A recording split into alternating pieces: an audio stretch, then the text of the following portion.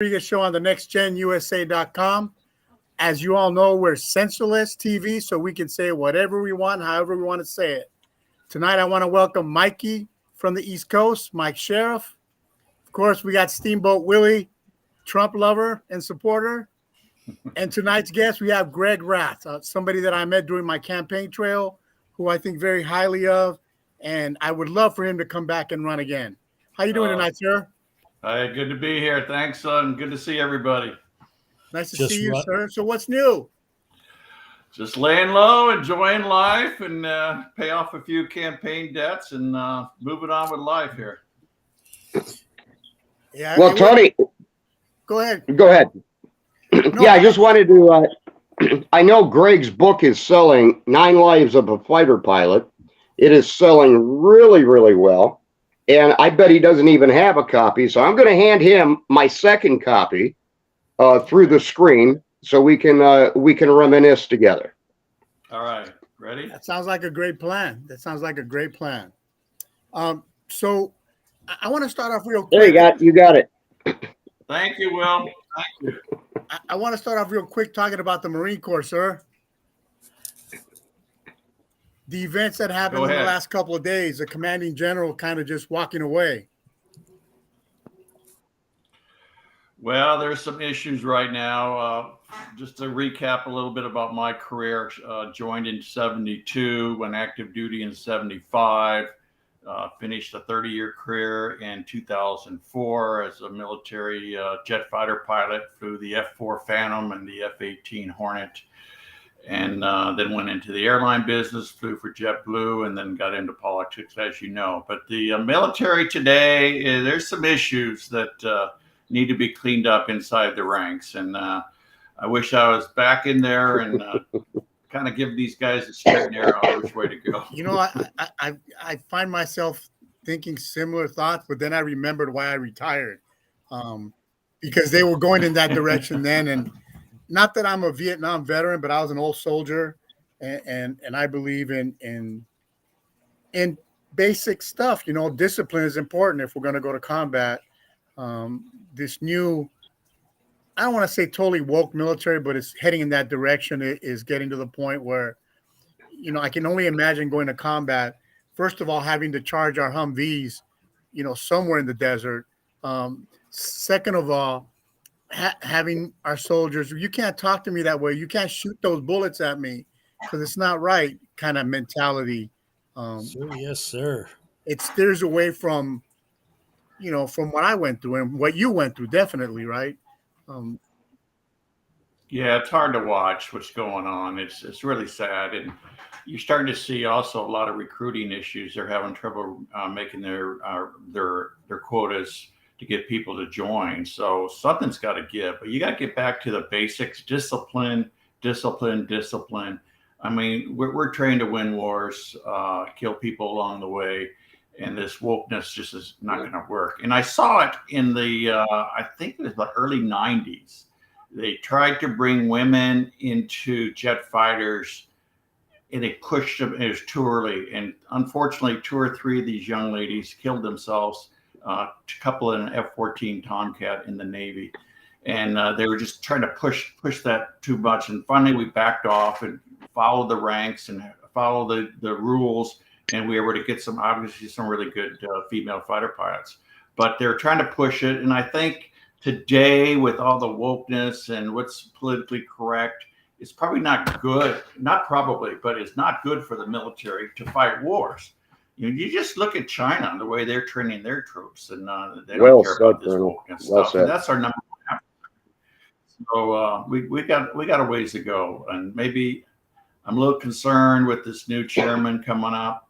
I'm a little concerned with the new commandant of the Marine Corps, but we'll keep watching as we move forward. And you hit the nail on the head on the recruiting side, because I'm still in contact with a lot of the recruiting command in Southern California, and they're at about 70,000 people behind their goals. Sure. And they're changing the standards.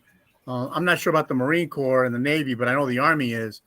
You know, the ASVAB, they're dropping the requirement. They're dropping the physical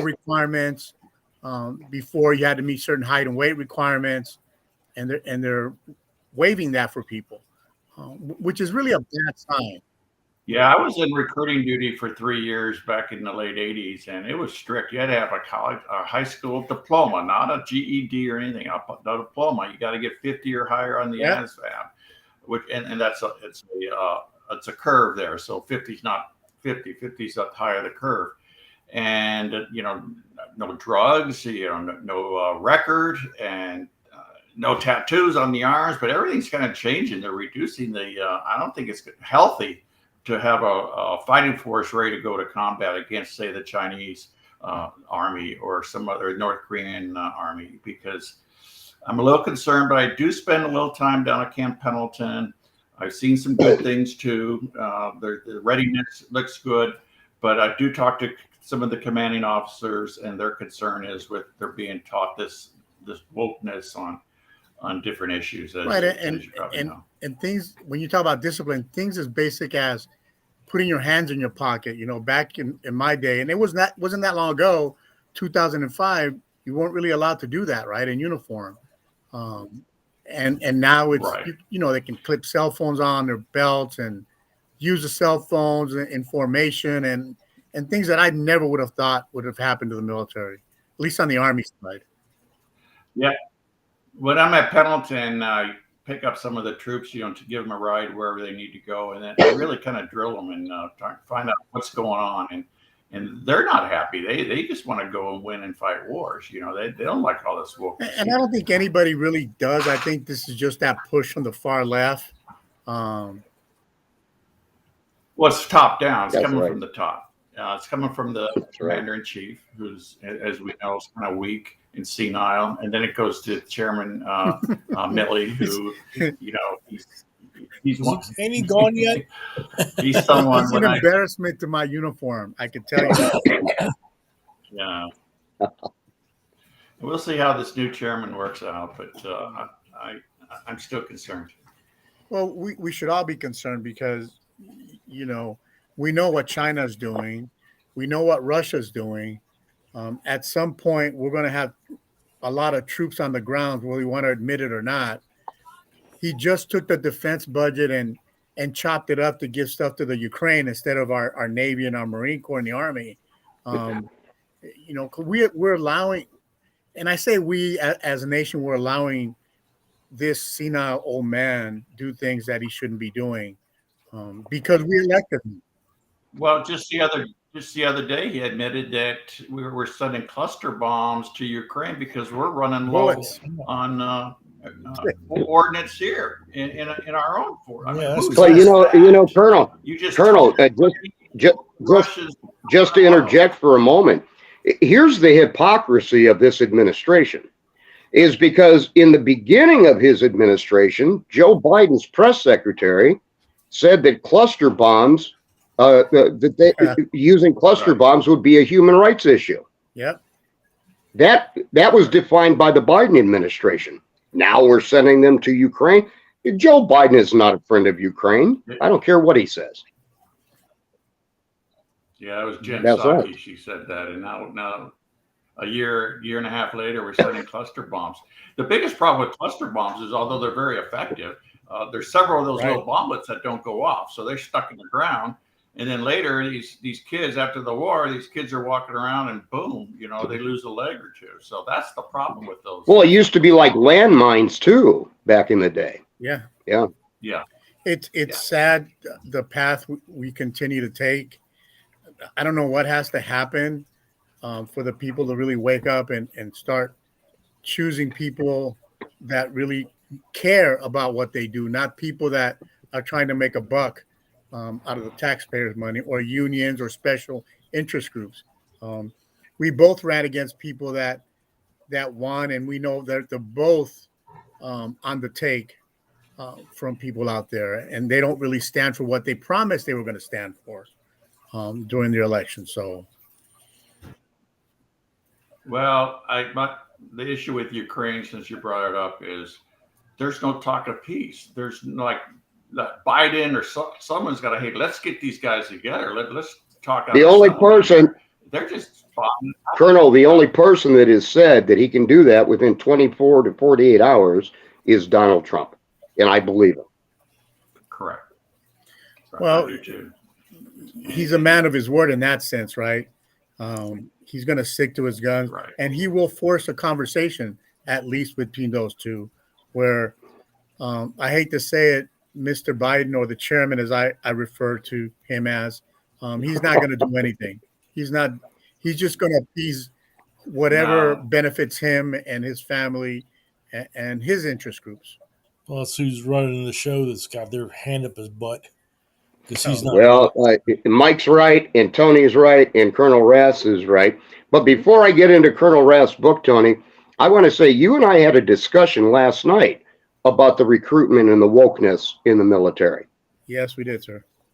And I, it amazes me that the American people aren't seeing how we're weakening our very defense force.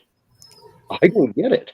Well, And telling and graphing it to our enemies. Well, Yeah. here's a great example of what we don't do, right? As you guys know, I do some work with the Naval Shipyard in San Diego, right? We work with General Dynamics, we work with BAE, Continental Marine. We have many ships that are in need of repair, and they're just sitting there. We don't have parts, we don't have steel, and they're sitting there, right? But we don't want to fix them. This reminds me of the late 70s when Exactly. Carter was president. I flew airplanes that should never been in the air. I mean, there's missing a lot of equipment, and I feel the same way right now. And there's a lot of waste at the Pentagon, and they're wasting it on contractors, and they're not helping. And not just that, I don't think people realize that the only American company that's repairing our ships now is General Dynamics. Right? So we only have one contractor? It's only American contractor. We use Oslo from Australia. Yeah. We use BAE from England. And I know England's an ally, so is Australia. But I think we need to start thinking about taking care of our own, right? And supporting our own organizations to do this repair. It's America, I believe, as far as this morning it was. And we don't support our own companies. We'd rather give money to foreign organizations, which drives me crazy. Yeah, me too. We work hard to pay those taxes, and we send it over to Ukraine. And well, Colonel, go ahead, Tony. I'm sorry. No, that's the sad part, that we have so many needs here, but we keep neglecting our needs, kind of like us at home, right? Neglecting our families to go out and party and have a good time with strangers and not taking care of our own. So, right. Yeah, giving your money to your nieces and nephews and not your own kids. That's kind of the way I feel. America first. That's what I believe in. Take care of America. Go ahead, that's our philosophy. Yeah. Go ahead, sir. Well, look, I want to get into, with Tony's permission, because he's the captain of this ship tonight, but with his permission, I want to get into a couple things with your book. If you're willing to reminisce. Let's go. Okay. Let's do it. Will.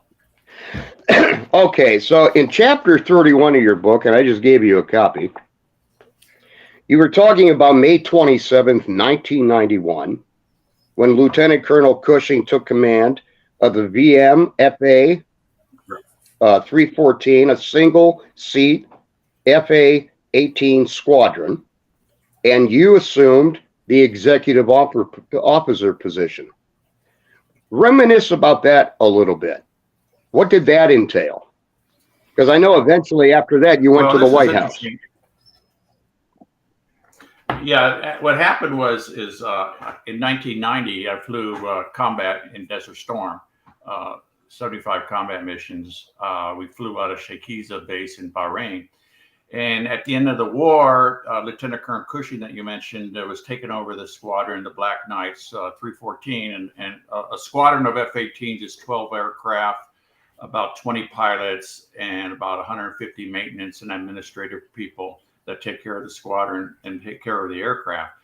And so after the war, the group commander, who was a full-bird colonel, told the Lieutenant Colonel Cushing to pick an executive officer, and that is the number 2 officer for the squadron, and he selected me. And back in El Toro, California, which is right here, which is now the Great Park, unfortunately, it was shut down in 2000. I assumed the number 2 position. And then later in 1993, I assumed the commanding officer of that squadron and took that squadron back to the Persian Gulf on the USS I was just getting Abraham there. Lincoln. There we had 2 combat operations. One was Southern Watch. We patrolled the southern skies of Iraq. And then when Black Hawk Down was shot down, we were in the Gulf and we moved our carrier down to the coast of Somalia and provided close air support for our Army Rangers. So that's kind of the when I first got into command leadership role in the Marine Corps when I commanded the squadron. Then I went on to command an air group, which is 7, 8 squadrons, and I commanded an air wing, which was several air groups. So it was when I really got my taste of leadership in the Marine Corps, and I had 3 combat operations, which we did flawlessly. I never lost an airplane. I never lost a troop. So it meant a lot to me. Well, yeah, and you actually went into chapter 32 real quick. So that was going to be my next question. But then, as you were appointed to the White House, in chapter 33, you talk about, you actually start out with this in chapter 33, where you said it took almost a month for you to receive all the special clearances necessary to work at the White House. And they checked everything. They checked your character. They checked your finances, your education, and then your fingerprinting, and you did polygraph testing. That has to be a rigorous thing to go through, especially to work for a Democratic president. Well, what happened? I was at the War College in Washington, D.C. I was just graduating in 1995. I went to the War College and graduated in 96. And they were given assignments to the new graduates. And a buddy of mine, a fellow aviator, was the assignment officer. And he says, we're sending you to work at the Pentagon for a while. And so I get to the Pentagon, and I was working in way underground J7s, and he calls me up. He goes, hey, they're interviewing for this White House military office position. It's a lieutenant colonel. Would you want to go interview? I'm like, yeah, anything to get me out of the Pentagon. And so I went over. There's 8 of us that interviewed, 2 from each branch, and this was non-woke because I'm looking around at all the interviewees, and there's a woman, and there's people of color, and I'm this white guy. I'm like, there's no way I'm going to get this job. And they called me back the next day for a second interview, and then I went to work in the East Wing of the White House military office. And what that does is we handle all the military support of the president. Air Force One comes under our command, HMX-1, which is the helicopters. Camp David's run by the Navy. His medical team's all military. His communications team is Army out of Anacostia in Washington. So this Fulberg colonel and myself overlooked this whole operation. So it was an amazing tour. I thoroughly enjoy it. I was there from 96 to 99, a 3-year tour. I traveled with the president. I went on overseas trips with him. And it was an eye-opening experience for me to work at the White House. And I'll tell you what, I can tell you a story at the time about cocaine. You know, they just found cocaine in the White House, right?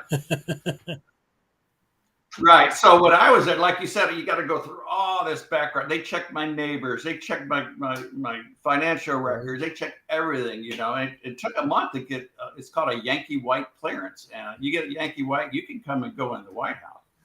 But we also had, the Navy ran the West Wing mess. It's the where the executive would go eat, you know, the staff members at the White House. Right. And Coca-Cola, here's the funny story. Coca-Cola had they would bring over like 100 cases a week for the workers and the staff and free. And so since the mess came under the White House military office, people were like, why can't I have 3 cases? Why do they have 2 cases? So I had to get involved with this. You know, I'm in this high military and I'm determining how many cans of Coke. I called this one office. I said, hey, you know, there's some Coke in the, you need to pick up some Coke. And this guy's like, what is this, a joke? We don't do cocaine in the White House. I said, no, I said Coca-Cola, not cocaine. Coca-Cola. This this was the Clinton administration, so the rumors were that he used it back in Arkansas when he was the governor and attorney general of the state of Arkansas. Well, it's the when I told someone you could pick up some free coke in the basement, they obviously went right to the cocaine. Just the way the people are thinking now that it's Hunter Biden's cocaine because he's a known user. Well, you mentioned also, and then I'm going to turn the ship back over to the captain here. But you talk about a personal friend of the president in chapter 40, Carolyn Hoover, who was a special assistant to President Bill Clinton, in charge of personal correspondence and working down the hall from your West Wing office. And you talk about a reception, but before you get into that, I saw your YouTube footage the other day for the very first time. We've had you on Tony's show before, and in the time that you got to spend with President Clinton as you were leaving your duties, your military duties at the White House, but I'll tell you what resonated with me was that when your daughter asked about the president's dog Buddy, the president actually went out, called out to his Secret Service detail to find Buddy, and you got to meet Buddy too. Right. Yeah, Buddy would just run around the South Lawn, and that was my farewell. You bring your family to the Oval Office and meet the president, take some pictures. So it's you're in and out in like 2-3 minutes. Yeah. So I told my daughter, as we're president, about Buddy might give us a few more times, and he opens the West Wing door into the Rose Garden there. He's yelling, Buddy, Buddy. He comes running over, and my daughter's throwing the ball. And so, for about 15 minutes, my family was with the head of the country, the free world, the president of the United States, in the Oval Office, and then outside on the patio by the Rose Garden. So that was a very special time in our life. Wow.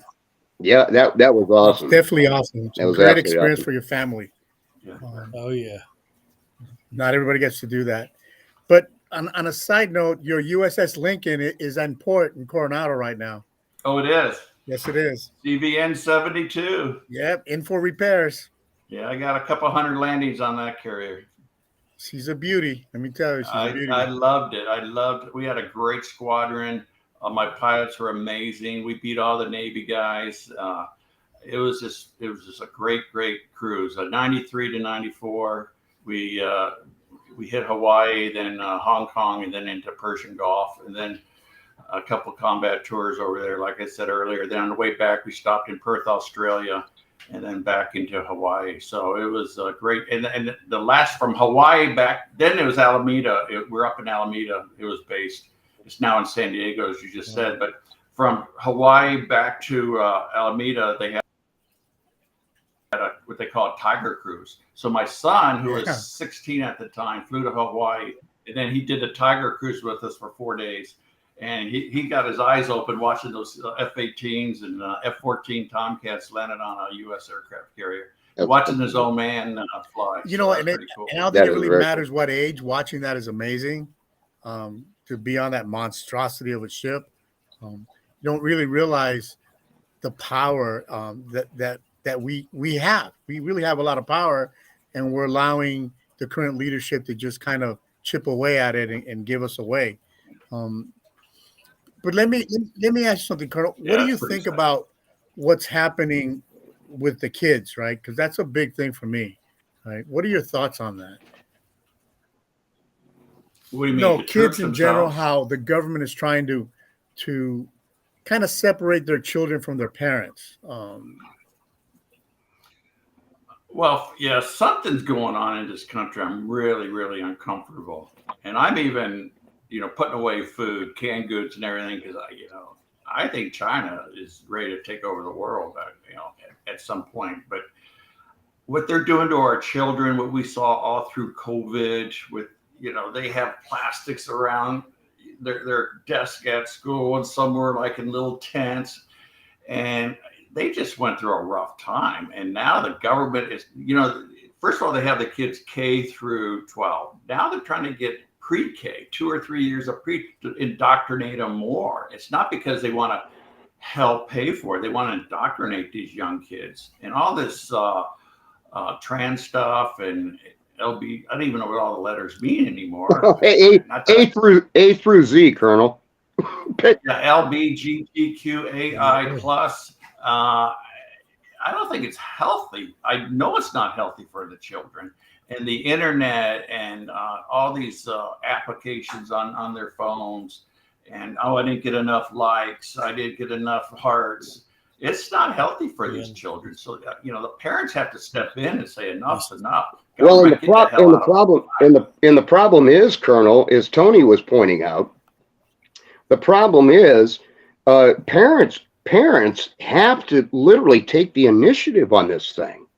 They're going to have to fight. And parents who have done that, they've been labeled by the left as domestic terrorists because they take on the education, the Board of Education. They take on the teachers and the principals and so forth. And so parents are going to have to grow a pair and muster some courage on this thing. Or they will, it's like Hitler said back in World War II, before he took over Nazi Germany. He told his people during the beer hall push, you give me the youth, and I will make Germany great. And and Hitler did that for a long time. Yeah. The left is trying to do that too. They're trying to indoctrinate. Yeah. And look, for those of us who sympathize or have some kind of friendship or relationship with anybody LGBTQ, the fact of the matter is they're being hijacked too by the left. Your sexuality, your sexual preference, your gender, whatever you're going through should not be politicized, number one. Secondly, stop playing the damn victim in this thing. Yeah.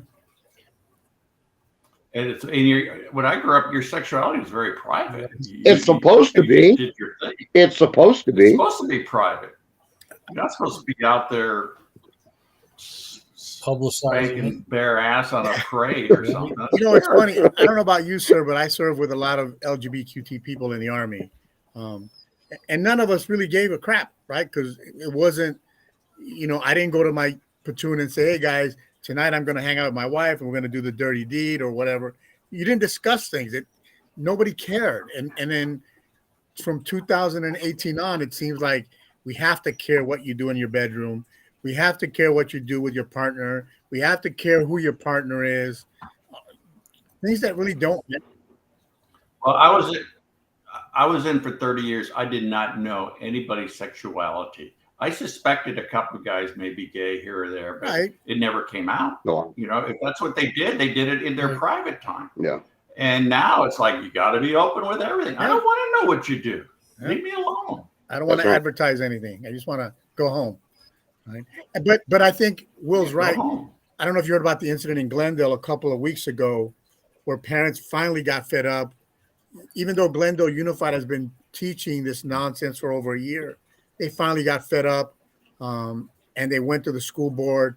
Of course, they weren't allowed into the school board, but they got to picket outside or friendly protests that turned violent because some people brought in Antifa into it, right? It has nothing to do with the education process, but let's bring in Antifa to aggravate everybody, kind of thing. But parents, at least in Glendale, are finally pushing back. It's taken a while, but they're pushing back. Yeah, I saw that. Started out here. Well, Loudoun County, Virginia, right? And from there, it kind of took off. And Glenn Youngkin's doing a great job in Virginia with his policies and get all the schools and everything else. Well, hang on a minute. My light went off. Right back. No, go ahead, Colonel. You outranked me. By far. And today we had the hearings with the FBI chief, right? Oh, yeah, I didn't watch any of that. He was just ducking and jiving. He's a rhino. I heard about 20, 30 minutes of it, and I was over it. We used to respect the FBI, the Justice Department, and My God. Well, this is I'm really Colonel. This is the erosion of our the national institutions as we were growing up. yeah. We have eroded. We've eroded that very, very thing. And we're eroding the Constitution on top of it. You know, just like Tony was talking about this thing in Glendale with the parents and the school board. Look, those parents are paying taxes. Those parents have children in those schools. They should have access to the school board. They should have been admitted. And this is that woke culture thing going on throughout the country, where parents literally have no voice in how their children are educated or raised. You know, a child spends at least upwards of 6 hours a day in school with their educators. Maybe less in some areas, but still, that is a great portion of a child's day. And then they come home and whatever they were taught, well, then the parents have to pick up the ball. You know, and sometimes, and this is the sad part, sometimes single parents. You got a single mother or single father like Oscar Portillo, a mutual friend of Tony's and I, where you've got to pick up the ball and then shape what they've been taught. Critical race theory. Look, I'm telling you, before high school, I don't think there should be any. I don't think there should be any sex education before late junior high or early high school. I mean, why would you start teaching elementary school students before they even know what puberty is? Sex education on any level. And the second thing is, that proves your point, Colonel, that this is an indoctrination program. This is not an educational program. Yeah, But it's I agree.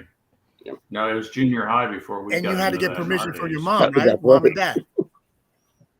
That's right. They Oh, don't yeah. need that anymore. I remember that when we had to get permission slips for just a movie they wanted you to watch from your parents. That's And I right. think your nuts had to drop. No, the sad part is, I grew up in the 60s. It was a pretty cool decade. I was 7 years old. It's 1960. I was a little altar boy, and at the end of the decade, I'm 17 with the long hair, giving my dad some issues. But it was an amazing decade to grow up in, with all the assassinations and all the great music, plus the civil rights movement, Vietnam. You know, it was pretty wild. Well, you know, and speaking of that, you were roughly around. Yeah, I'm not going to ask your age, Colonel, but you were roughly around the same age as Robert F. Kennedy Jr. when his dad was assassinated in Los Angeles. Right. And it just brought up this point because I saw a poll today, and the DNC, the Democratic National Committee, is literally panicking over Robert F. Kennedy Jr.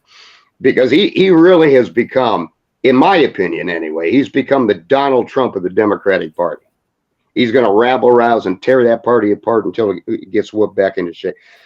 But I saw a poll today where he actually, and it was a national poll among registered Democrats only.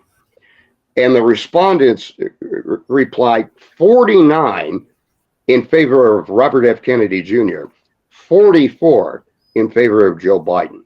So he is surging unbelievably. Yeah, he is.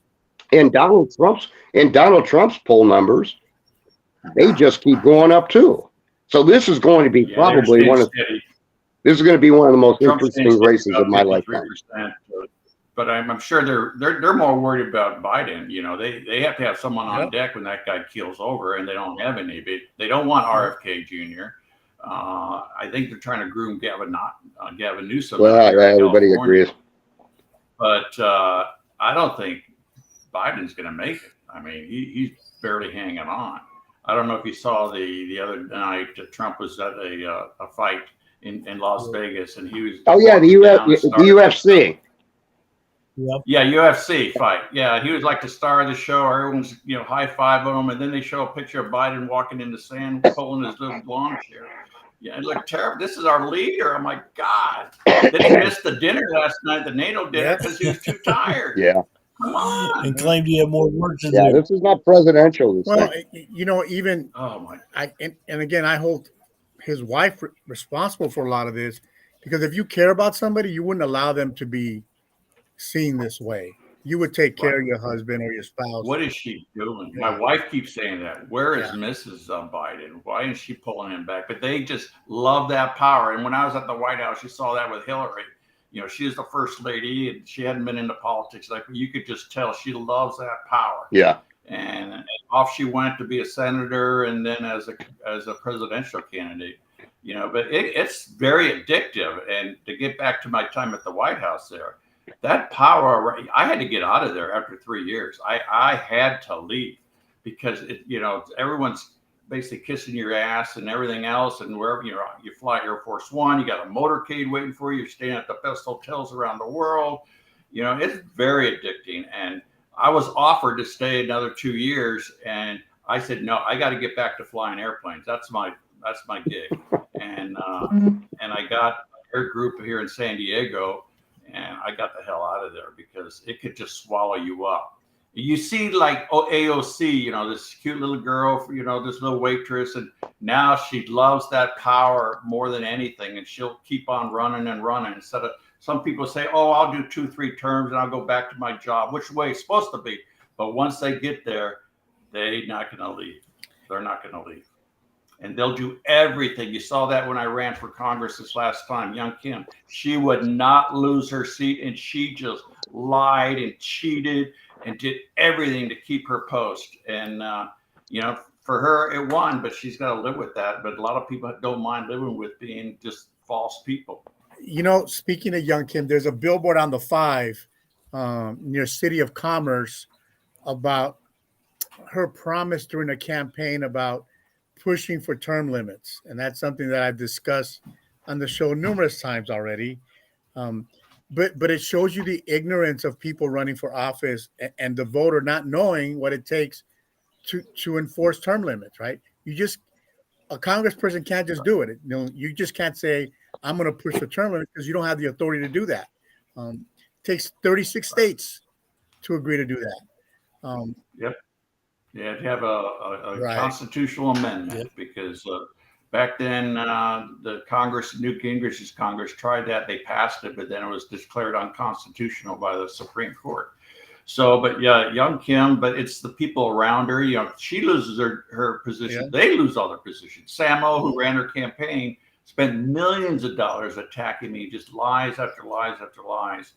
And it really put a sour taste in my mouth on politics. And getting back, why I went into politics later in life was when I worked at the White House. I saw, maybe when I can come back here and do some good, as a congressman. That's why I ran so many times. Although I didn't win, I won the primary in 2020, and I just wanted to get back here. But maybe there's someone upstairs that say best stay home and stay away from the fray, because they could swallow you up and spit you out. So maybe there's a reason why I didn't win. But we need people with heart, right? We need people with heart to run and serve. People that know what it means to serve, right? Not serve like they're serving, where they're worried about their daily stipend, or they're worried about a pay raise coming up, anything besides what they're really there for, which is the American people, right? So it's just sad that people like Adam Schiff keep getting reelected. People like Newsom get reelected, and the good people can't even get it. Or Gascon. Look at Gascon, our local DA. Yeah, there's another right? one. I mean, Yeah. I saw it through some of my veterans that are congressmen. Like, you think they'd help you, and they're, oh, you got to do it on your own, Greg. You got to prove you can do it on your own. I said, this is a question. I need you to help me through this. Because once they get there, that they change. Like the guy from Texas, he's been disappointing. The guy with Crenshaw. the iPad, Right. What's his name? Right there. Yeah, Crenshaw. He's been disappointing. And then a commanding general I knew, he ran a PAC for combat veterans, and I called, hey, can I get some money? And well, you need to prove to us, Greg, that money's for those that get elected. I'm like, okay, whatever. It's funny you say that because I've never been part of any veteran group because I know how most of them are, and I got talked into joining the American Legion in my neighborhood, and I joined, and the first thing out of their mouth was, we don't need you to talk politics in any of our meetings. We don't want to know about politics. But yet they allow people like LA City Council member Monica Rodriguez to come in and talk to them because her dad is part of the American Legion. So it's pretty disheartening that some of these groups that claim to be veteran supporters don't. Tony, I'm American Legion 291. Okay. I had this hat on in one of my ads, and the American Legion called me up and said, take that ad down. We don't support any political candidates. I'm like, wait a minute. I'm a veteran. You're a veteran. I'm running to be a congressman to represent my district. And they're the head of the American Legion and the head of 291. Both, we're going to come back and sue you if you don't take down these ads wearing this hat. So, yeah, that's part of the problem with the country. It's amazing, and at my last meeting, and just to show you what kind of organization it truly is, I suggested that we ask the members when they go on Friday nights to the bars, because that's what they really go for, right? The bar. Sure. Ask them to wear a red shirt, and they looked at me like I was crazy. The commander looked at me like I was crazy. Well, why red? I'm like, Red Friday, sir. Remember, everyone deployed. We're not here just for Vietnam veterans or World War II veterans or Korean War veterans. Well, I'm still a member of American Legion. I just joined 281, which is down here, which is a lot better.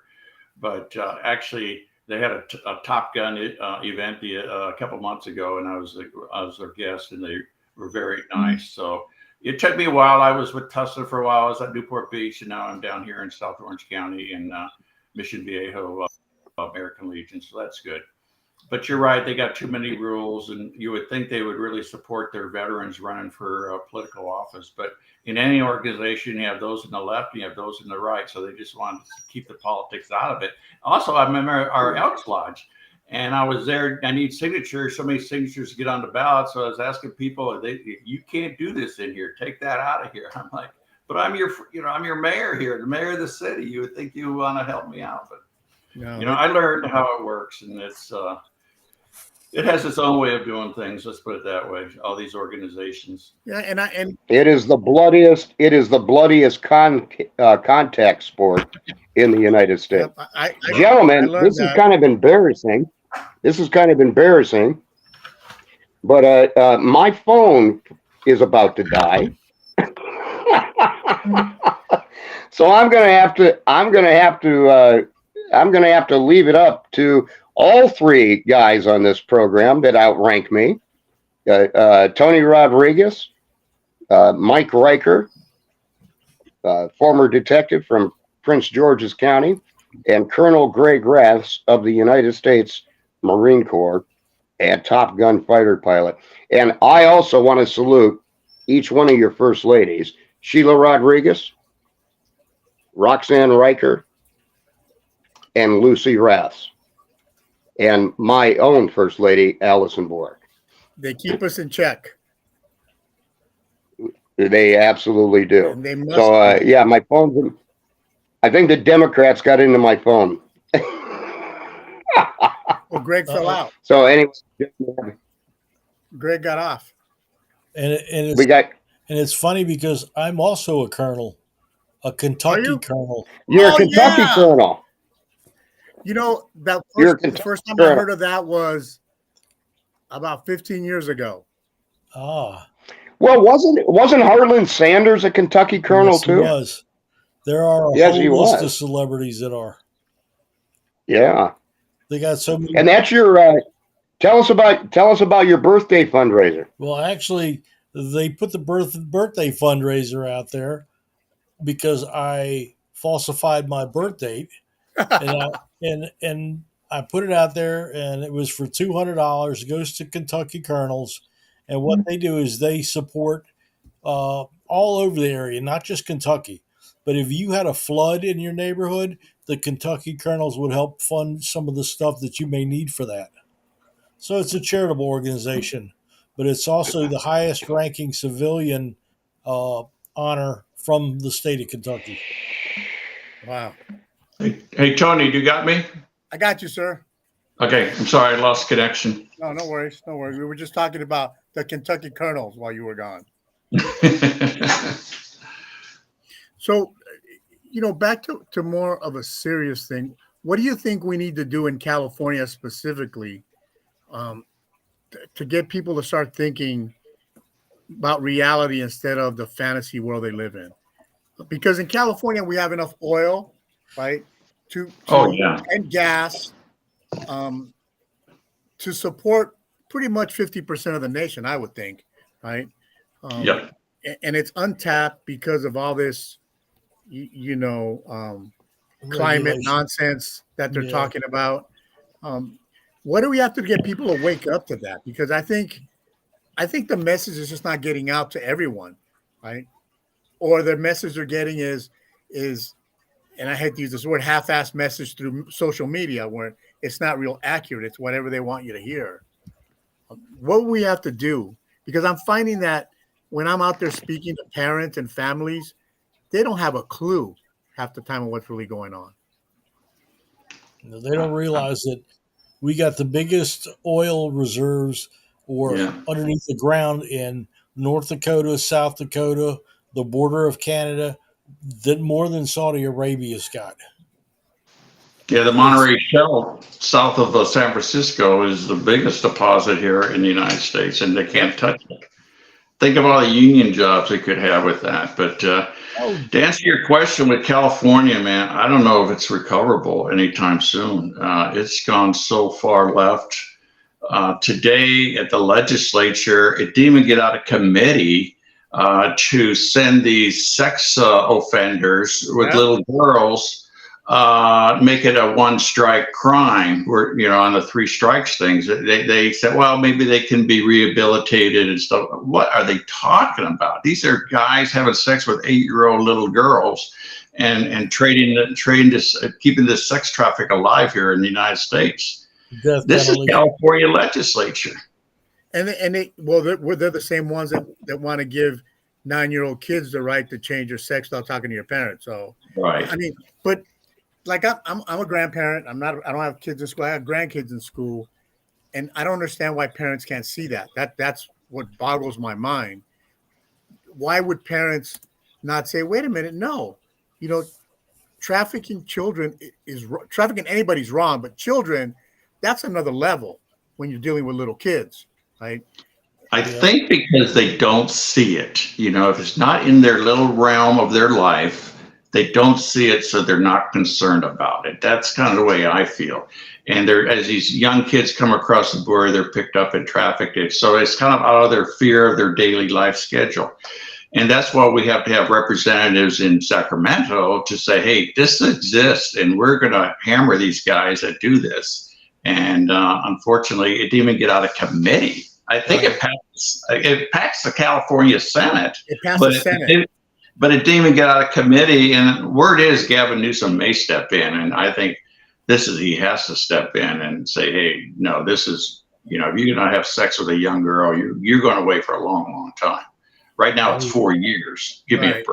Right. It's kind of a no-brainer. It's like pedophiles, right? Or these people that hang around the dark web looking at pornographic movies of children being abused, right?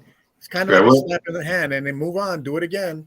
There's parents can't be their best friends. They have to be parents, and they got to be tough. So, they got a lot on their plate. They'll give the kid an iPad and tell them to shut up and play on that for 2 hours while they're, cooking dinner or something else. And no matter, it's amazing what these kids see on the media today, social media. Right, and you're right. Parents aren't engaged because there's things we can do as parents, right? We can kind of close up YouTube so they can only see certain things. and we can take their phones away when we're going to sit at the dinner table. We have a little cage. We call it the phone prison. And when everybody's sitting for dinner, all phones go in there, right? Right. They go in the little box and you can't use the phone. You're going to have to deal with family and have a conversation instead of playing on the phone. And there's not enough of that. There's just not. I saw something like that out here with an ice cream truck. And what happened is this ice cream truck would pull up to a school. You would go over, give him your phone. He would give you a ticket. And then there were no phones in the school. After school, he'd be back outside. You give him the ticket. You get your phone out of the slot. Have a nice day. Yeah, I don't think today they do that. I think you're allowed to have your phones in your classroom. Right. Now they are, but yeah, I think they change the policies, and everybody's worried. Oh well, what if there's a school shooting and I gotta get a hold of my kid? But out here they initiated a policy that they're going to do next year. They're going to put metal detectors in all middle and high school students in schools, and when you take your backpacks into schools, they all have to be clear. So the person that's making the money on that creating those backpacks is going to that'll be the next Bill Gates. Right.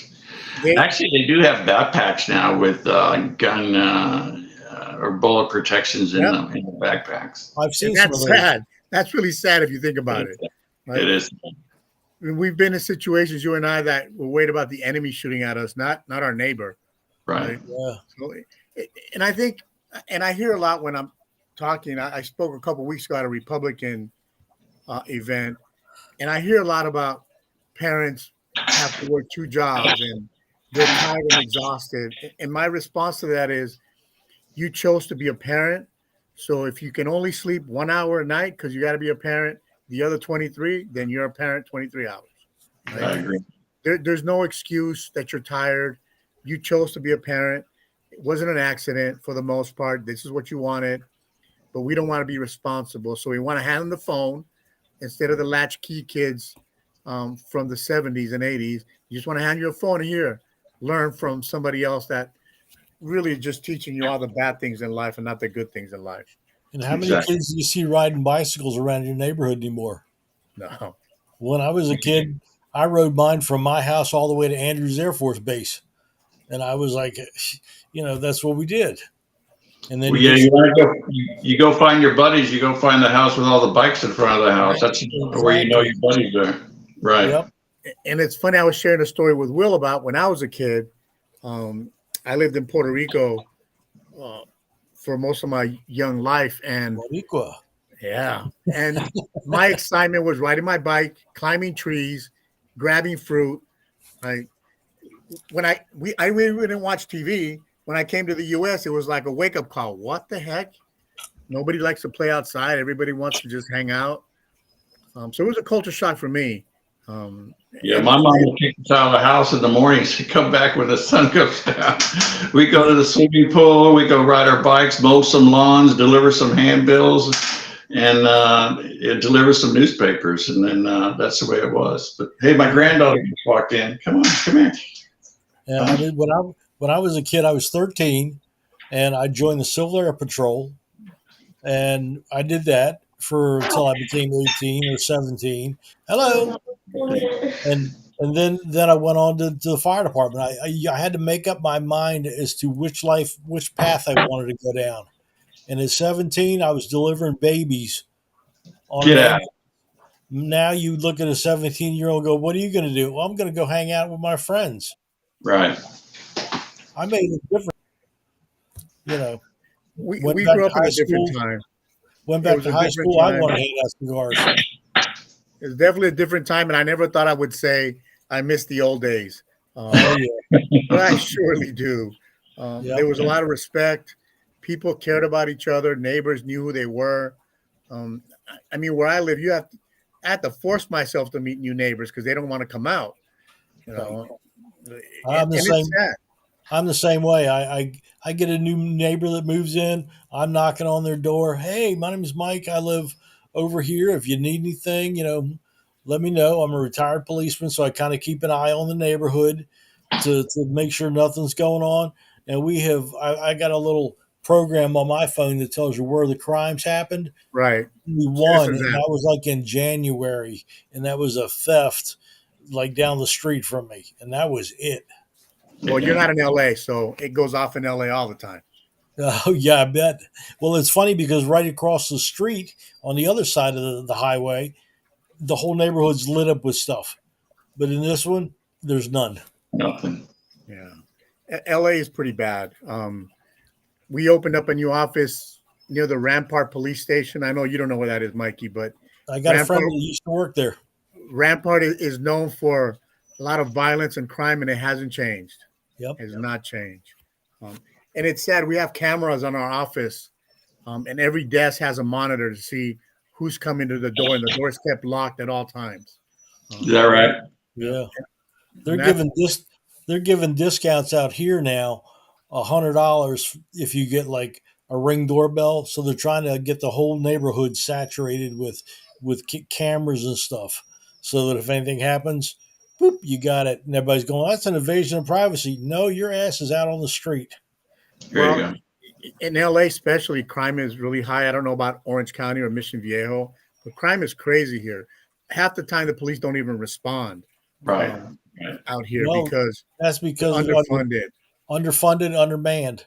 Because I got the same thing going on out here. People saying, "Oh, people were shooting off fireworks, and I called the police, and they didn't come." Well, they're probably busy with somebody being robbed, raped, carjacked. Yours is on the lower end of that scale.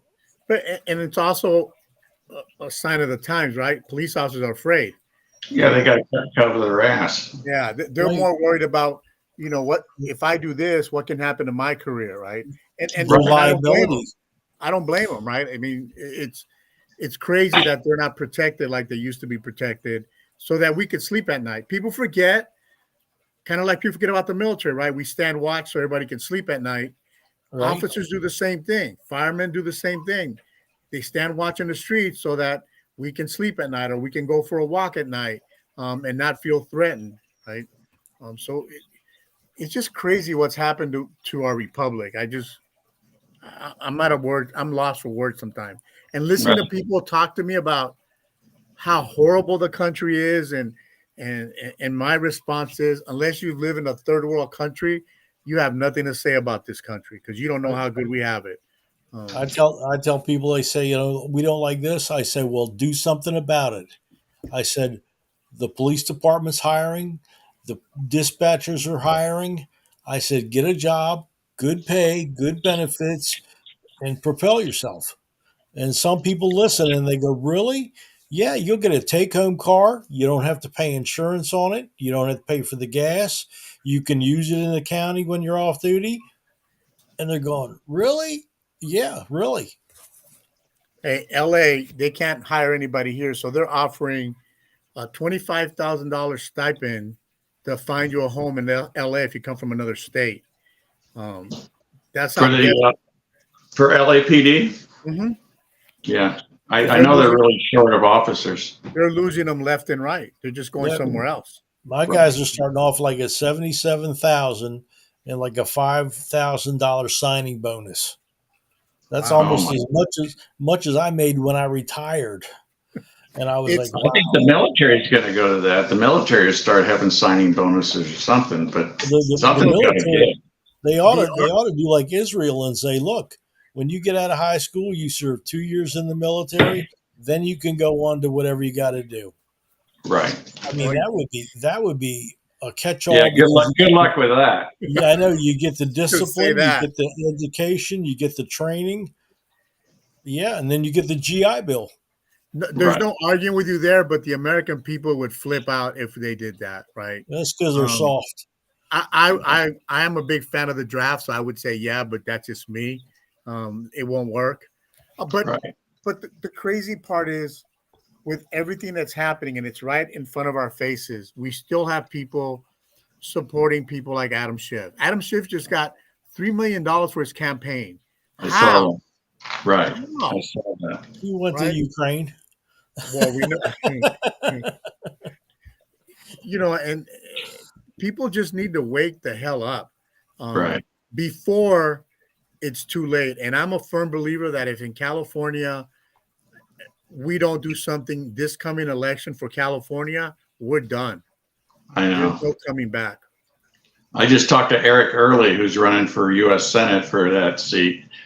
And I wish him the best, but these people are just going to vote for these Democrats, Right. Katie Porter and Adam Schiff. And it'll probably be 2 Democrats at the end.